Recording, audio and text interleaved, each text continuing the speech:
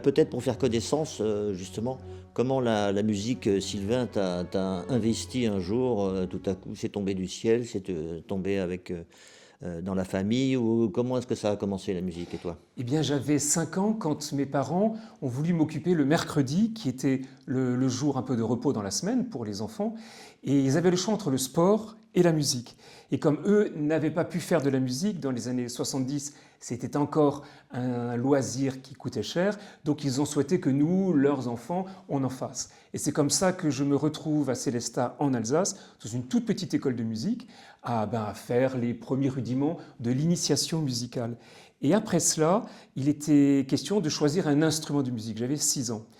Et à l'école de musique, tout le monde faisait un instrument d'harmonie pour jouer dans la fanfare municipale. Et moi, on m'a dit, tu feras de la flûte à bec. Et je me souviens qu'on m'a donné une flûte à bec dans la main. Et quand j'ai pris cet instrument, je l'ai jeté par terre. Et j'ai dit, je ne veux pas jouer de ça, je veux faire du violon. Alors je pense que je me suis fait bien gronder par mes parents, à juste titre. Et mes parents ont dit, mais d'où ça vient? Pourquoi le violon? Je n'en sais absolument rien. Mais toujours est-il qu'il y avait un professeur qui a pu me donner les premiers rudiments du violon. Et par la suite, j'ai beaucoup joué de violon. J'ai pu faire le conservatoire à Strasbourg, travailler dans un orchestre à Stuttgart par la suite, faire mes études en musicologie. Donc la musique a complètement envahi et empli ma vie. C'était une époque, justement, c'était l'époque du rock, du yéyé, début du rap, du slam et tout ce qu'on veut. Oui, Toi, tu prends une orientation, on va dire, encore plus moderne que ça, encore plus je moderne. prends l'orientation de la musique classique. Pourquoi? Parce que d'abord, le répertoire de violon est quand même lié à la musique classique, de Bach jusqu'aux compositeurs contemporains. Mais il est vrai que la musique, c'est un langage qui nécessite un long apprentissage, mais en même temps, il y a beaucoup d'émotions, il y a beaucoup de plaisir à jouer. Alors au début, quand on est enfant et qu'on fait un peu ses gammes, c'est un peu le crin-crin sur le violon. Et petit à petit, cet instrument devient le vôtre parce qu'on commence à jouer, à interpréter, à avoir son propre son. Et je me souviens quand j'étais au conservatoire à Strasbourg, je devais être en 5e, j'avais 11 ans, 12 ans. Je me souviens du premier vibrato que j'ai pu faire de manière assez naturelle. Et là, je me suis dit, ça c'est moi. C'est moi qui joue, je commence à interpréter la musique et la musique devient un langage musical qui me parlait et la passion ne m'a jamais quitté depuis. Et une musique, tout genre de musique, ou même dans le classique Alors tout, dans le classique, j'aimais tout. Que ce soit le baroque, on était au début de ce qu'on appelait la révolution baroque, le retour aux instruments d'époque. J'en ai pas fait, mais j'étais très sensible aux interprètes. J'étais sensible aussi à la musique enregistrée, les disques, j'allais au concert. J'étais passionné pour en fait emmagasiner une immense mémoire musicale. Parce que la musique, c'est un répertoire immense, il est encore infini. On découvre encore aujourd'hui des opéras de Vivaldi, par exemple, et la musique, elle n'a jamais fini de nous étonner. Alors aujourd'hui, je suis ouvert à tous les genres de musique, notamment dans les musiques plus récentes, à la musique électro, qui est très liée à la musique classique, parce qu'elle joue sur l'espace, elle joue sur la lumière, et sur une recherche de sonorités nouvelles. Moi, ça me parle. Parce que c'est un langage qui exprime à la fois une émotion, qui exprime aussi, je pense, une forme de transcendance. Justement, comment tu expliques que la musique, on va prendre le répertoire large classique, représente une expérience spirituelle, ou peut-être, ou doit être, ou est une expérience spirituelle? Je dirais que c'est le propre de toute expérience artistique. On peut vivre une expérience de transcendance face à un grand tableau. Prenons par exemple les fresques de Fra Angelico à Florence. Quand vous êtes dans les cellules des religieux et que vous voyez l'Annonciation, qui est la fresque la plus célèbre, eh bien, vous êtes dans un état d'élévation spirituelle. D'un coup, vous voyez plus que des formes et de la couleur. Pareil devant le retable d'Isenheim à Colmar, qui est ma ville natale, et c'est un tableau que j'aime beaucoup.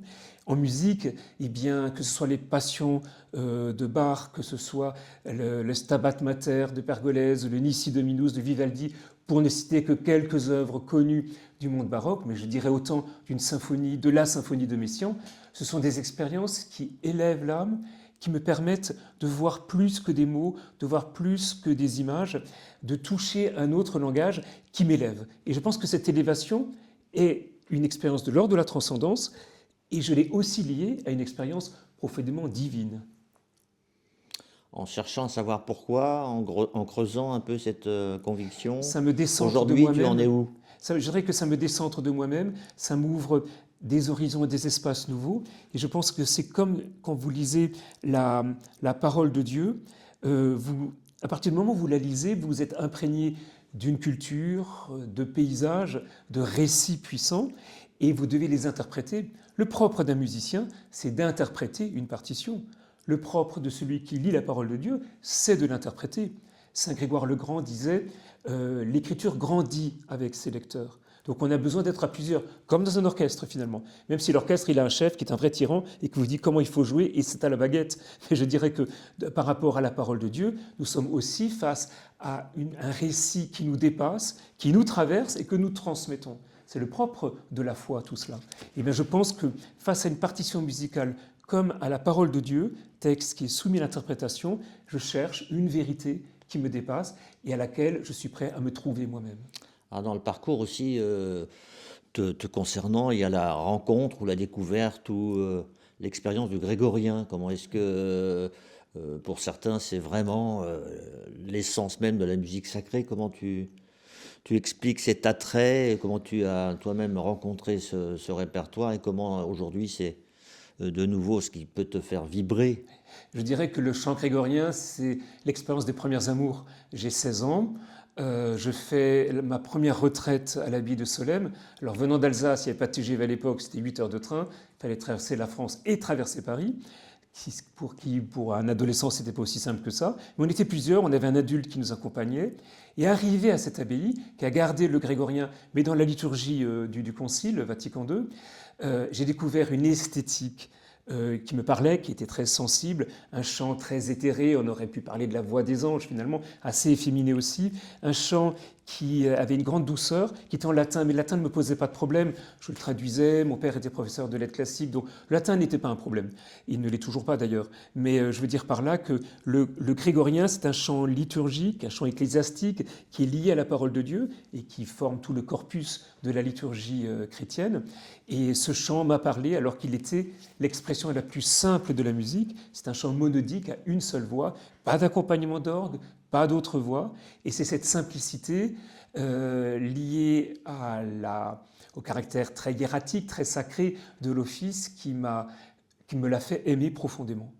Et aujourd'hui, j'ai fait ma thèse ensuite sur le chant grégorien, et le père Don Jean Clerc, qui est mort maintenant, qui était le maître de chœur de Solesmes, qui avait été l'un de mes directeurs de thèse, me disait, vous savez, moi je suis un grand traditionnaliste, moi le latin, il n'y a que cette langue qui me parle. Il dit, mais voyez-vous, le mot salvé, ma vieille grand-mère, elle ne comprend pas ce que c'est. Le mot Regina, elle ne sait pas ce que c'est. Mais Salve Regina, elle sait ce que c'est. Et bien, je pense que c'est le lien entre des mots qu'on va mettre ensemble, qui forment une phrase, et immédiatement lié à une musique. Et cette musique, elle nourrit notre mémoire.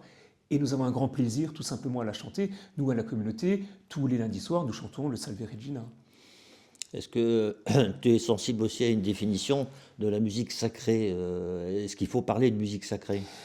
Quand j'ai fait mon premier cours de théologie à l'Institut catholique de Paris, c'était François Bousquet qui était notre professeur de mystère chrétien, de dogmatique comme on disait. Et ses premières paroles, je ne les ai jamais oubliées, il disait « Il n'y a pas de manière chrétienne de congeler des surgelés ». Je veux dire par là que labelliser une discipline par le mot chrétien n'apporte pas forcément quelque chose de plus. Existe-t-il une éthique chrétienne qui serait différente de l'éthique universelle? Existe-t-il une musique chrétienne, une musique sacrée qui s'opposerait à une musique profane? Moi, je ne le crois pas.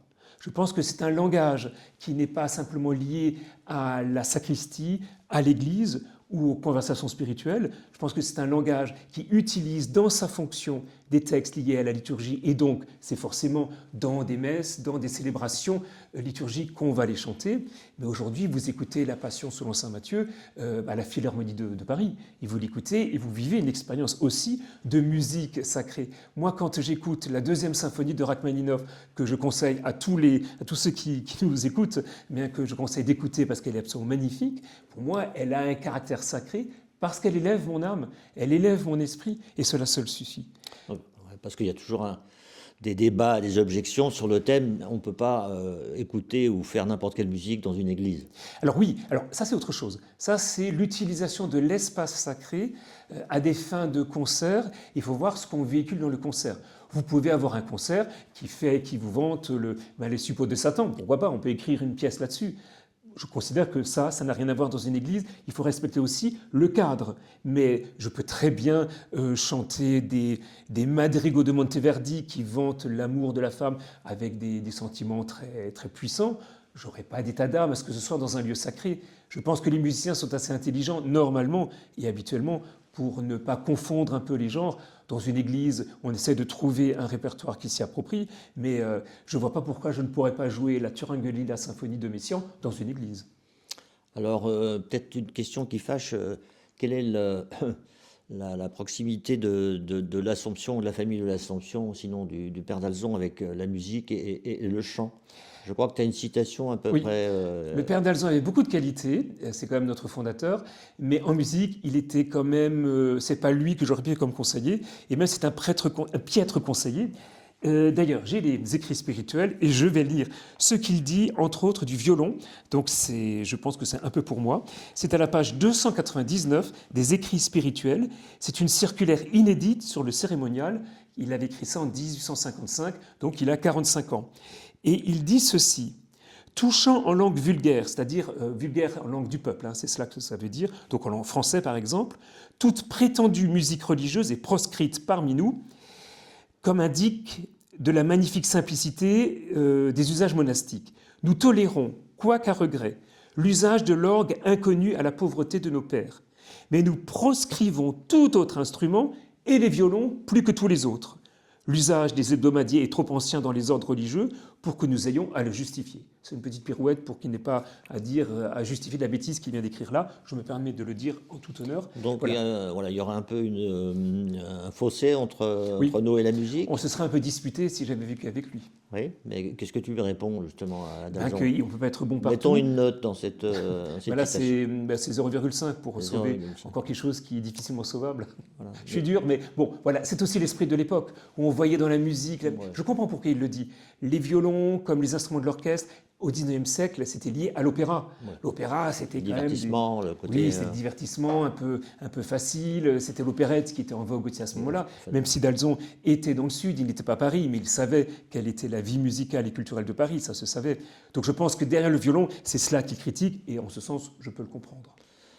Mais on s'est réconcilié depuis le Père d'Alzon avec la musique à l'Assomption Oui, grâce à de bons musiciens, comme toi, Robert, qui joue très bien de la guitare, grâce à des musiciens ou des frères qui chantent bien. Moi, on n'est pas là on n'est pas au conservatoire dans nos communautés. Alors, je reconnais que dans ma communauté, à la rue Moraire, à Paris, on a des frères qui chantent vraiment très bien, sauf un. Il se reconnaîtra, je n'oserais pas dire qui c'est. J'ai tout essayé, j'y arrive pas, mais c'est un frère qui a beaucoup de joie à chanter et qui est solaire. Donc je me dis, j'inclus cette fausse note dans l'harmonie de nos relations fraternelles. Écoute, sur France Info cette semaine, un reportage en Grande-Bretagne sur une chorale avec des gens qui chantent faux, et il suffisait qu'il y ait 2 personnes qui chantent juste, et tout le monde chantait juste. J'aimerais que cela... Ils ont créé des chorales avec des gens qui estimaient chanter faux. J'aimerais que cela fût possible chez nous, mais on n'y est pas encore arrivé, parce que les frères chantent plutôt très bien, sauf ce frère, mais c'est pas grave. Il est tellement heureux de chanter faux qu'on ne veut pas casser son plaisir. Tu n'en veux pas. Non. Il y a aussi le volet augustinien, on va dire. Souvent, il y a une citation qui est reprise Urbi et Orbi, sur le thème chanter, c'est prier 2 fois. Et souvent, tu précises que c'est pas de Saint-Augustin. Augustin n'a jamais dit ça comme ça. Augustin n'a jamais eu un rapport comptable avec le chant comme avec la prière. Il dit « chanter est le fait de celui qui prie ». Donc à partir du moment où nous prions, il vient de notre cœur, il vient de notre être, un chant qui s'élève, et notre prière devient chant. C'est-à-dire qu'il exprime ce que je disais avant de la musique, une élévation sensible vers des réalités qui nous portent vers le haut. Et cela seul suffit. Quelqu'un qui prie, quand il se met à psalmodier, à cantiler les versets d'un psaume, eh bien, il n'est pas là pour chanter pour le chant lui-même. Sa prière est magnifiée par le support de la musique. À nos amis laïcs qui sont réunis en assemblée générale,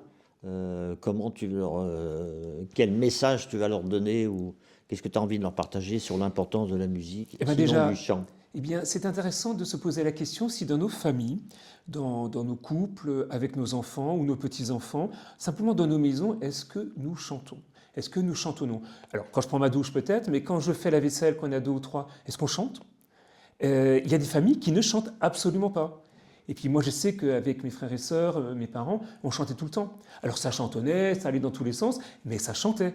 Et je pense que voilà, on pourrait faire un exercice très intéressant. Est-ce qu'on a le plaisir de chantonner, même si c'est faux, on s'en fout. Mais ce qui est intéressant, c'est de donner cette expression libre. Alors moi, je vis toujours des jeunes, notamment que j'accompagne au mariage, qui me disent, mais moi, jamais j'ai entendu quelqu'un de ma famille qui chantait. Alors j'ai envie de dire, ah bah c'était triste, alors on a peut-être d'autres joies par ailleurs. Mais interrogeons-nous, est-ce que nous chantons? Et même si on ne sait pas chanter, ben on met à la radio, on met un chanteur qu'on aime bien, Jean Ferrat, Moustaki, que sais-je, ça c'est pour les grands anciens, et chantons avec. C'est un vrai bonheur que de chanter. Surtout que la musique et le chant, c'est très lié à la louange quand même, à rendre grâce. Bah, la louange, Même oui. si ça exprime la souffrance, Bien mais sûr, c'est clairement identifié du côté de la louange. Hein, c'est évidemment. ça. Si on parcourt un peu la Bible, parce que tu as coordonné, on va dire, je ne sais pas comment dire, la traduction de la Bible Bayard, comment est-ce que la Bible aborde, traite la musique j'ai lu quelque part que le premier chant, vraiment, c'est le chant de Moïse, mais avant, on ne parle pas de musique ou de chant. Donc, on ne sait pas si Jésus a chanté. Visiblement, il n'a pas chanté. Alors, il y a déjà dans l'histoire du peuple Comment hébreu... est-ce que la Bible... Dans l'histoire du peuple hébreu, on parle évidemment il y a des parties musicales, effectivement, qui sont très intéressantes. On a, dans Exode 15, c'est le passage de la mer Rouge, et puis c'est un chant de victoire. La musique, elle accompagne souvent les grandes processions et les actions militaires, un peu des tédéums, des chants de victoire. Et il a jeté cavalier dans la mer. Enfin, Moïse entame ce chant de victoire qu'on peut imaginer accompagné de chauffards, d'équivalents de trompettes, de cornes, tout ça pour faire du bruit et pour montrer qu'on est puissant, et le chant le magnifie. Il y a un autre passage musical que j'aime bien citer, c'est quand David va se dévêtir, se mettre nu et danser devant l'Arche d'Alliance, il faut le faire quand même. Et là, on dit qu'il tournoie sous la musique. J'ai la Bible ici et j'avais préparé ce petit texte. C'est dans le 2e livre de Samuel au chapitre 6. Puis, vêtu d'un éphod de lin, David se mit à danser devant Yahvé en tournoyant de toute sa force, et lui et toute la maison d'Israël firent monter le coffre de Yahvé, donc l'alliance, au son de la corne, sous les acclamations. Donc à la fois on a des cris, et on a surtout une musique de transe. Et la musique de transe, c'était la seule qui avait grâce aux yeux de Platon, qui considérait que toutes les musiques nous distrayaient, sauf la transe, qu'on pourrait trouver dans les rêves partis aujourd'hui. Alors on pourrait se dire, mais Platon, est-ce qu'il aurait magnifié ça? Oui, parce que la transe nous fait quitter notre corps pour toucher au monde du divin. Et bien là, on n'est pas dans le monde platonicien chez David, mais on a un tournoiement, une sorte de frénésie collective. C'était les tarentelles. Les tarentelles, c'est des danses de l'Italie du Sud. C'était des danses avec des mouvements complètement, des mouvements un peu saccadés pour exprimer la folie que était censée donner une piqûre de tarentelle. C'est une araignée. Et ça donnait une danse très rythmée. Il y a des disques magnifiques que j'invite à écouter du XVIe, XVIIe siècle, des grandes tarentelles. C'est des musiques fascinantes. Tes derniers coups de cœur en musique, par exemple, qu'on peut partager pour terminer cette séquence?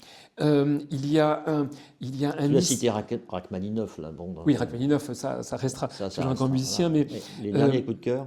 Oui, il y a pour montrer qu'il y a une actualité aussi. Eh bien, il y a des disques de Vivaldi qui viennent de sortir, un Nissi Dominus par Hervé Niquet qui est très beau. J'aime beaucoup ce motet Nissi Dominus de Vivaldi, qui reste vraiment un grand auteur. Après, je reconnais que la musique de chambre, qui n'est pas sacrée en tant que telle, puisqu'elle n'a pas un support de texte liturgique, mais des quatuors, notamment de Ravel, que j'ai entendu récemment par le quatuor Harrod, qui est un jeune quatuor français chez Erato. C'est un très beau disque et c'est très beau à entendre. Moi, ça me touche beaucoup parce qu'on sent que ces musiciens, ils sont en quatuor, ils ont une unité de son, ils ont un plaisir à jouer et c'est extraordinaire.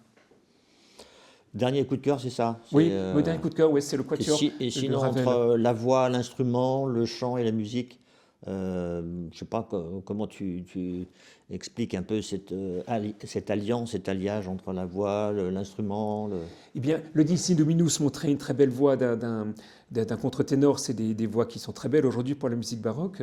Moi, aujourd'hui, je suis toujours sensible, non pas à la qualité, à la beauté sonore d'une voix, mais à la manière dont la voix interprète le texte, dont elle s'empare du texte. Alors, il est vrai que la musique baroque se prête à ce jeu-là. Et il y a James Bowman, qui était un ancien contre-ténor, reste pour moi, comme René Jacobs, par exemple, dans le Stabat Mater de Pergolèse. C'est une musique, ça a déjà 40 ans cet enregistrement, mais il est indépassable. en quoi la musique c'est important dans la formation religieuse et également dans le groupe des laïcs Ça nous liés à évite, l'Assomption. ça nous évite de devenir sourds trop tôt. Ça nous invite à aiguiser notre écoute et à être curieux aussi avec nos oreilles et pas seulement avec notre regard.